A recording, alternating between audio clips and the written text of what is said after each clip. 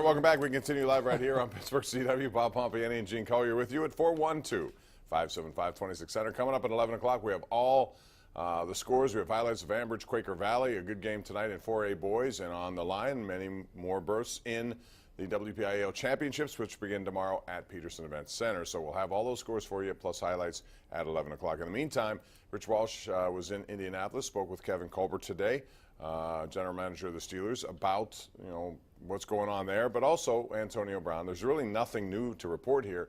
But, Gene, you wonder, Antonio Brown has been very quiet of late. And there's a part of me, and I said this a few weeks ago, and people thought I was crazy. There's a part of me, and I may be crazy, but I think there's a part of me that suggests that Antonio Brown and his agent mastermind this whole thing to get his way out of Pittsburgh. I mean, they went out of their way to, if you remember Chad Ochocinco, if you remember Terrell Owens, all the stuff they did, push-ups in the driveway, remember, or sit-ups or whatever it was. And I mean, weird stuff to get an exit that they so desired.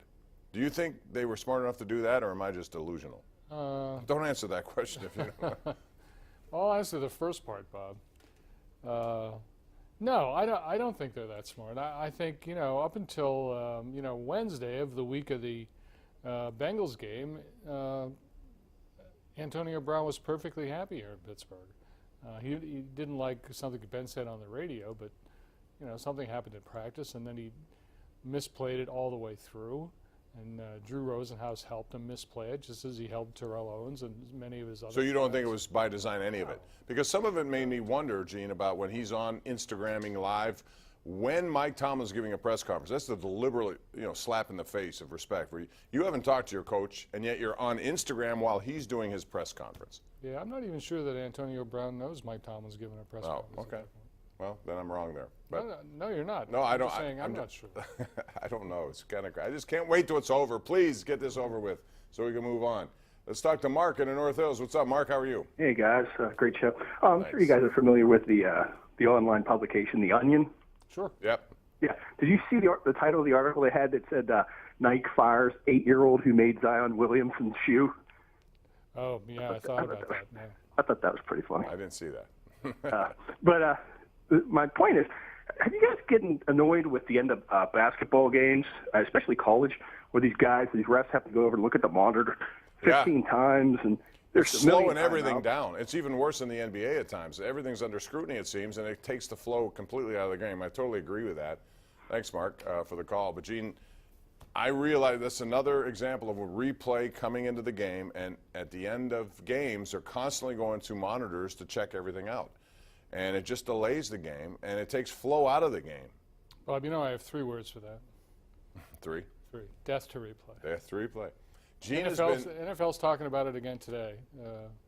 And Judy Batista of NFL.com was reporting that there is going to be some kind of further discussion and perhaps movement on the way replay is implemented.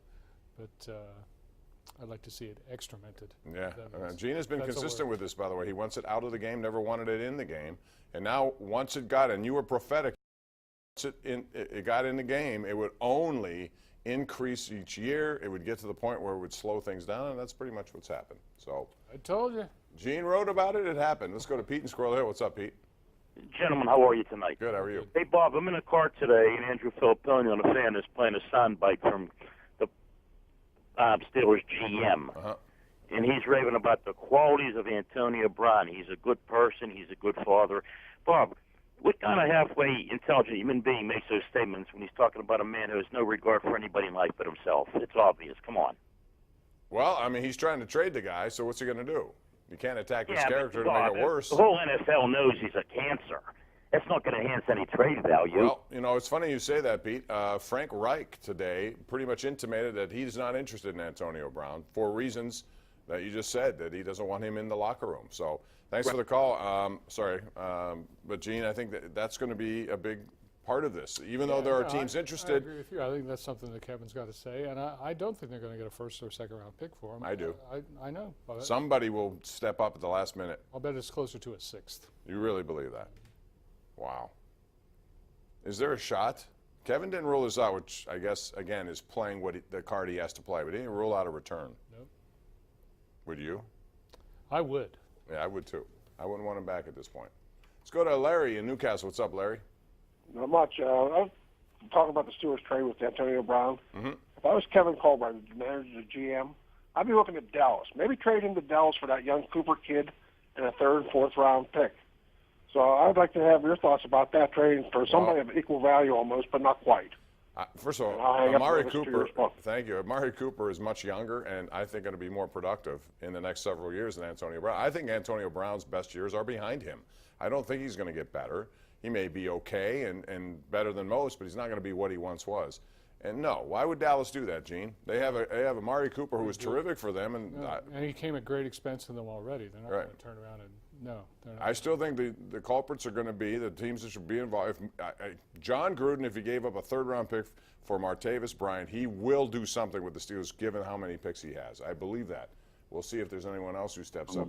Dory in Pittsburgh. Hey, Dory, how are you? Hey, how you doing? What's up? Good.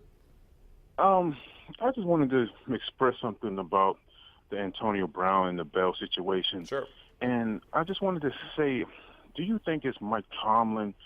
Do you think that he has to really make his team to grasp his team more? Because all these things is going on in the team. I mean, I think the coach has to be more stronger with his team. I mean, everybody's so loose and so, like they want to do what they want to do in this organization.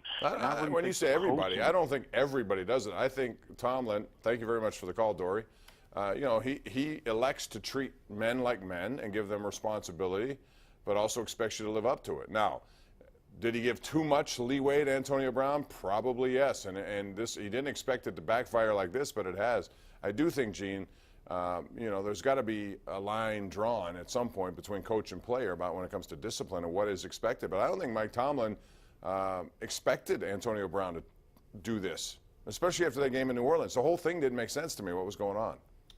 No, I mean, Mike Tomlin said after the game in which Antonio Brown, jumped into the goalpost, remember that a couple of years ago? He said, how can anyone expect me to keep a grown man from doing that?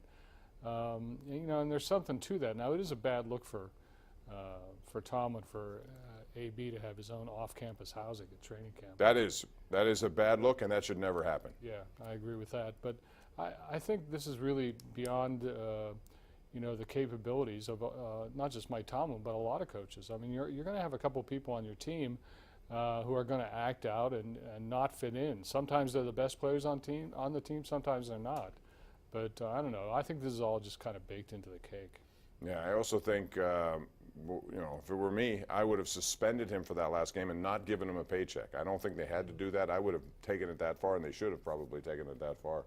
All right, we got a tweet here, and you can tweet us at KDPomp, at Gene Collier. Doug Klein says, hey guys, need a moment on Sports Call tonight to recognize two Pittsburgh legends. Mr. Rogers passed away 16 years ago today. Myron Cope, 11 years ago today. Myron Cope was terrific. I always enjoyed what he did and what a character. And of course, Mr. Rogers, do you need to say more? No. How many people can go around the country and say, do you know Mr. Rogers? Rogers is a fairly common name, but when you say Mr. Rogers, there's only one. Yeah, he was a hero to me, Yep. Mr. Rogers. All right, let's go to line one. Bob in Garfield. Hey, Bob, what's up? Hello, how are you? Good, how are you? Great. I wanted to touch on the Antonio Brown situation and compare it to the Bell situation. I believe the Le'Veon Bell situation was strictly business, and I respect them for that. A lot of the chaos that circled around that, I believe, was pretty much built up by the media. Yeah, it's our fault. Things of that nature. The Antonio Brown situation, it's just purely, selfish and narcissistic and behavior. Right. And unfortunately, but let's talk about Le'Veon Bell, because there were some things he did prior to this too that make you wonder, including marijuana busts twice, including he's done some things. He skipped out on a practice, a walkthrough right before a championship game. I mean, come on. That also extends back to Mike Tomlin. We didn't know about it until after the fact, I guess, but. To me, Le'Veon Bell is no saint in this. Now, yes, it was a business decision. No, I'm not saying he's a saint at all. Not at all. I mean, those things are obvious, but just the way, it's been perceived and handled, I believe, the players and some fans and the media, really took it a bit too far. Both situations were. I think that's fine, but I think players took it too far. They both did on Instagram. Look what did you see what Le'Veon Bell's doing now? He's asking people, where should I go on Instagram, and making all these different. I mean, do these guys have to play that game? This is supposed to be a business. Treat it as such, not some stupid game to enhance your Instagram followers. A lot of people are doing it, Bob. I know they are. You're on Instagram, aren't you? Yeah, but I'm not. Aren't you always I'm acting not out asking on people. No, mine's pretty routine. It's boring probably, but that's okay. I wouldn't know, Bob. 412-575-2600 is the number to call. Let us know what you think. Calls continue next right here on Pittsburgh CW.